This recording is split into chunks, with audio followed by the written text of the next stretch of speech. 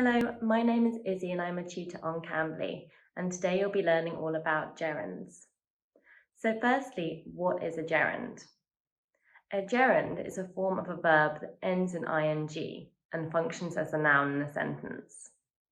As you probably already know, a verb is a word that refers to actions or states of being, and a noun is a word that we use to refer to people, places, things, and ideas. A gerund is like a blend of verbs and nouns, so it looks like a verb, however it acts as a noun. Here are some examples of gerunds in a sentence. Reading is one of her favourite hobbies. I love baking cakes.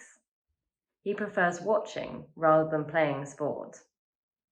In these examples, reading, baking, watching, playing are all examples of gerunds.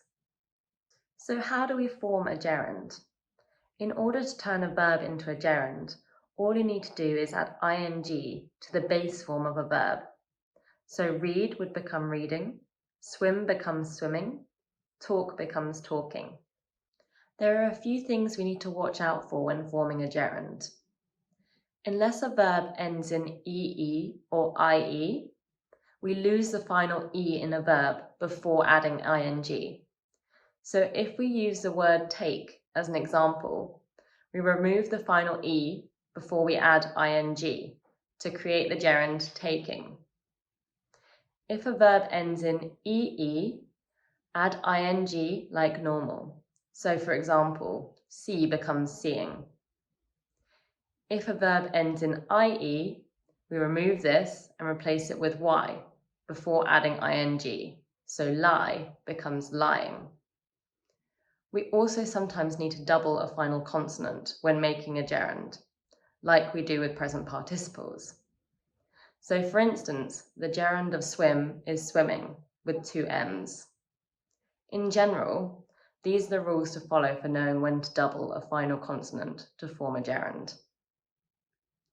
If a one-syllable verb ends in consonant, vowel, consonant, then we double the final consonant. So run becomes running with two N's.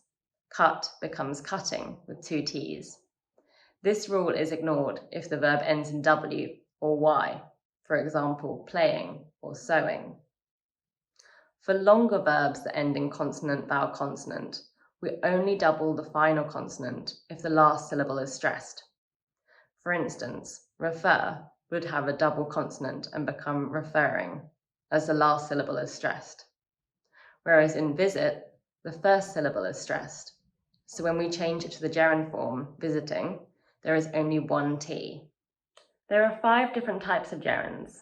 These are subject gerunds, direct object gerunds, indirect object gerunds, subject complement gerunds, and object of preposition gerunds. Let's look at an example for each of these. So firstly, let's take subject gerunds. A gerund can be the subject of a sentence. For example, reading books is his favourite hobby. Direct object gerunds. Gerunds can also function as a direct object of the verb. For instance, he enjoys reading books. Indirect object gerunds. They can also be an indirect object of a sentence. For example, he made reading a priority. Subject complement gerunds. Gerunds can also be complements of subjects of sentences, joined by a linking verb like to be. For instance, the thing he liked most about school was reading. Object of preposition gerunds.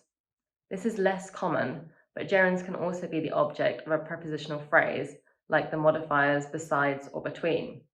For example, besides reading, he spends time drawing and swimming. In all these instances, we can see that the gerund isn't describing the individual's actions, but rather acting as the subject or the object of the sentence. So what is the difference between a gerund and a present participle? Gerunds have the exact same spelling as present participles of verbs, so both the gerund and present participle of the verb to go would be going. However, they are not the same as gerunds, and participles have different functions in sentences. The main difference is that gerunds are used as nouns, while present participles are used to form the continuous verb tenses. and are used in participle phrases, so function as an adjective or an adverb. So she likes running would be an example of a gerund. She is running would be an example of a present participle. I hope this has helped you to understand gerunds a little bit better. For those of you who are unfamiliar with Cambly, Cambly gives you instant access to friendly native English speakers. You can take English lessons anytime, anywhere, right from your phone or computer.